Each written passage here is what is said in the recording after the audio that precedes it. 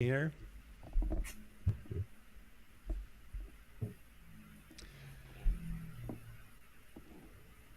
Hey everyone, it's Ryan Grimes here from My IT Indie, and today's show is typically about what business owners need to know in 2023 about technology in their business. But we have a guest on today who's going to talk with us about cybersecurity and what you need to know about protecting your business from cyber attacks. So, Brian, thank you for being on the show today. I greatly appreciate your time. Good afternoon, Ryan. Thank you for having me on. Excellent. So, cybersecurity is like the one topic business owners really don't want to talk about, know about, acknowledge exists. They prefer it to be more like Santa Claus or the Tooth Fairy versus something they need to worry about in their business. They also think a lot about it like a religion, that they're just hoping and praying nothing happens, um, looking to the computer gods to keep them safe. And there's a lot more devils running around out there than angels. Yes, the computer gods will not save you. They don't care. They actually like chaos. And you not protecting your business is inviting chaos into your business. Yeah. There's a lot of examples right now of businesses that did not do what they needed to do. Lastpass is one Mm-hmm. in particular. If you're still using LastPass to protect your passwords, I think you should run. Yes. So for those of you um, that don't know, LastPass is actually a security company designed for password management to be shared amongst people in your company.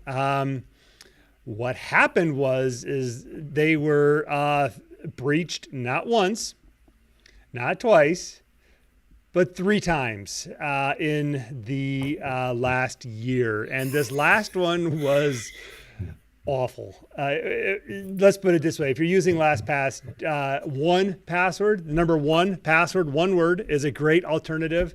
They actually have instructions on migrating from LastPass. But Brian, tell us a little bit about what happened.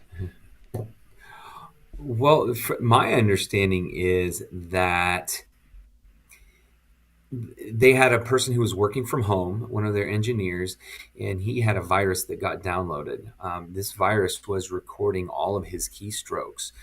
So when he logged into the admin and the engineering side of LastPass, they were basically able to go to town and get everybody's information. Yes. So technologically, password management platforms use what are called vaults, and vaults store your passwords in them. And theoretically, they are impenetrable and safe, even if they fall into the wrong hands, unless you have been breached two other times and they have the keys to the kingdom. They just need the kingdom itself. And it was, again, one of those situations where someone was working from home. They were not taking the proper security measures as a company, and the kingdom and the keys were taken. Yeah. And interestingly, also within this last week, almost simultaneously, the NSA released its guidance on working remotely and securing home networks. So that's something that came about very quickly during the pandemic. Everyone, we all went home. Mhm. But there's a lot of people who did not go back. Yes. Yeah, even a lot Yeah. of our let's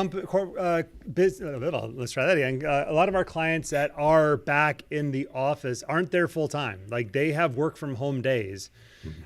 Even our busiest clients do that just because I mean, it's a mental thing, right? It's the comfort of knowing that you can work from home, and it should be done. Like you should be able to. Most jobs should be able to be done from home properly, securely. Mhm. Um, but yeah, I'm actually surprised it took them this long to come up with that. I mean, it's been a while. Yeah, when I help my customers fill out insurance applications, one of the questions they ask is, "Do you allow workers to use their own equipment on your network?" and if you say yes, they will either decline you or give you a really high price. They ask the question if you have um, air gap security. They want to know if you have um, all of the same protections on people's personal computers and devices as you have on your work devices. So there's a lot of those questions that the insurance companies are using to determine if you're taking these best practices into account. Oh my goodness, yes. We don't support, in my IT&D, we do not support bring your own device. It's great in theory. It's a nightmare to manage. Um, Now, bring your own device for an iPhone is different. Like if you're going to allow someone to have Outlook on their iPhone and access their company email, that's one thing. But especially with the popularity of cloud file sharing systems out there, you really can't allow personally owned devices to access company data. We're onboarding a small law firm, and they're buying, I think, 2 new computers because they had people using personal devices. Yeah, we just don't do that. I'm like, this is a terrible idea. Your cyber policy will be stupid expensive. So why not just buy computers and be safe? And even if you're sending your work computers home, you still have to be careful because there is a vulnerability within the router and within the Wi-Fi networks at a person's home if they don't have those set up correctly. Yeah, that is absolutely true. So if you've got a Wi-Fi network and you just let everybody use it, and your kids' friends bring their gaming laptops over with their cesspool of garbage installed, their menu bar trackers, and all those things that are looking to expand their network, that's a legitimate security concern. Like you could actually get infected by something that's not intentional. I mean, most of these things are just, accidents that happen in a blink of an eye. Mm-hmm. Uh, I have it set up at my house so that I have the regular Wi-Fi, and I've Mm-hmm. told my kids make sure that your friends are using the guest side, and not don't give them our password. I don't know that I trust that they're doing that, so I do change that password on a pretty regular basis, maybe about once a quarter. Give it to my kids, and that way, I mean, their friends are at least having to re-ask for that password if they come over. They're not Yeah. just automatically joining onto my network. Part of the other issue is a while ago, I didn't actually have a password on my guest password, and I figured out that one of my neighbors was using it. Which is fine, I guess, if your neighbor wants to use it. The real problem is you don't know what they're accessing and what might come across your Wi-Fi, even Mhm. if it's on the guest's Wi-Fi. If you don't have that password on the guest one. Yes, that is very true. You should always have a guest network. And I think consumer level devices now support that out of the box. I know that a lot of the ISP, your internet service provider provided devices support that. Now, whether or not they're any good is a whole different thing. But at least they try. Yeah, and it's also really important that if you, especially if you're doing work from home, that you are keeping the software on your router and your Wi-Fi up to date. I mean, a lot of people just plug those in at home and they go about their business and think there's nothing else to it. But those are Mm. computers in and of themselves, and they have software that has to download on a really regular basis to make sure that there aren't people who are setting up camp on your Wi-Fi router to try to get your information from your Hmm. computer. Exactly, especially with businesses being in more condensed business office buildings. A lot of times you'll see them just try to use the ISP provided Wi-Fi network, and they'll all be crammed in like half of the office because it doesn't reach the other side. Well, then they're dealing with competing Wi-Fi signals from the other 25 to 30 businesses in the office building as well. Um, I know in my office building here, I can probably see a dozen or two Wi-Fi networks. Luckily, mine's like right behind me, so it's very strong. But in larger office buildings, that's a thing to worry about. How do you expand that Wi-Fi? Do you use consumer level equipment? Do you use business level equipment? How do you manage it? And a lot of businesses just buy the stuff they had at home when they're doing this themselves. Like, oh, I have an Eero, or I have a Linksys, or I have a Google Wi-Fi. We'll just put that in the office because it works at home. But those devices are not the same level of security that a business level solution provides.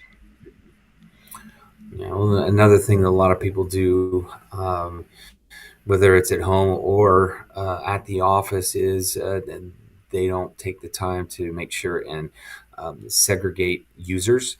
Everyone gets an account, and they're all administrators, Oh, meaning they all can go in and mess things up. I'll always have to make sure, and you can do this on your home router and your home Wi-Fi as well. Set up an administrator account and make sure that your kids, and even you, should not use the administrator account unless you're going in to do administration things. When you're just on a regular basis using it, you should be logged in as a user and not as that administrator. You should be keeping that administrator separate. mm-hmm. Yeah, especially on the Windows side where they can tend to run rampant and things are more easily installed without you even knowing what's going on. We've got a lot of software that monitors those things. And it was weird because this last one I just saw at a client it popped up looking like McAfee, was a notification that they had to click to update their stuff, but it wasn't actually a program. It wasn't anything they installed. It was a push notification inside Chrome. That's all it was. And after about 15, 20 minutes of we ran all of our security stuff. We're like, what in the world is this? Like, I've never seen this before. My main tech was out, so we were making do with the resources we had. And then all of a sudden I looked, I'm like, this is just a Chrome pop-up. Like, oh, so I went into Chrome, found they had approved pop-ups from this website, and there was nothing wrong with that security-wise, but it was a link to go to something else to buy something they didn't need. So it was like a affiliate link hack to get them to buy something. So, I mean, we examined the link, like it was legit, like it was just spammy and scammy, but it looked real. And, thank God our clients have been told, if you see anything weird, call us, file a ticket, like message us immediately, because those things could be dangerous. And they know if anything weird pops up, they're to get a hold of us. Yeah. And something I actually heard on the news this morning, they're even going further these days. We're not just getting phishing emails. Now we're getting phishing texts, and they're doing it where often it'll look like it's from someone you know. I've gotten 2 of them in the last week where it has been, "Hey, Brian, I haven't heard from you in a while." And I go and I look at the number and try to figure it out. And it isn't anybody I know. It's just a random person. I would imagine if I would start to engage with them at some point, they would be trying to scam me out of something. One of them actually had several links in it that it wanted me to click. Ooh, yeah, I have seen those as well. Yeah. Luckily on iOS, you can swipe left by default, and I think it's delete and mark as spam. So and what's nice is if you have multiple Apple devices, it will erase them across all of them. But yeah, that's a legit thing. I've seen LinkedIn messaging. It's funny because I was out. I was hospitalized. I had a little medical thing happen, so I was out of the office for like 2 weeks and not really paying attention to LinkedIn. And I came back and I had all these messages that just said LinkedIn user, because apparently whoever the account was got kiboshed, but the message was still there, and they were trying to send me messages like, "Hey, I want to connect with you. Here's my link." And it was something completely spammy, scammy. I couldn't see what it was because the links were redacted at that point, but There was a lot of that going on, even on LinkedIn messaging. Hmm. And I mean, everyone pictures this as being, some Russian hacker or someone sitting in a dark room, sending out all these hacks. But this is actually organized crime at this point. Yes. It, yeah. Yeah, it's organized crime, and people would be shocked to know that there's an app store you can buy these things from. There's Hmm. platforms it's like hacking as a service platforms you can just rent or lease, and you can just start sending these messages out and start monetizing people's, I don't want to say gullibility, but people's inattentiveness. They're just not paying attention and Yeah. they make a dumb mistake. But yeah, there's just a lot of terrible things going on. So we really work hard with layers of security to make sure that A, you don't get the message, but sometimes things sneak through. Two, if it does get to your device or the thing happens on your device, we have things monitoring for changes in your system that are non-behavioral, like non-consistent with what you normally do. And then the third platform on your computer says, you know what? You got the thing, you did the thing, you're trying to go to the thing. We're going to say no to begin. We're just not going to let you go. Hmm. That's Yeah. why we do layers of security, because nothing is perfect. And Hmm. humans on the bad side and the good side try really hard to use the technology, and sometimes we're just not paying attention. And we're really on the forefront of some exciting things happening. We're going to start seeing AI take a much bigger role in scanning for these things, but we're also going to see AI on the other side trying to outwit those of us who are trying to protect our customers. Yes. And as everyone knows, computers are a lot faster than humans. It's going to be interesting. I always feel like we're like the U.S. Marshals on the Great Plains or the Wild West, and we're trying to maintain order.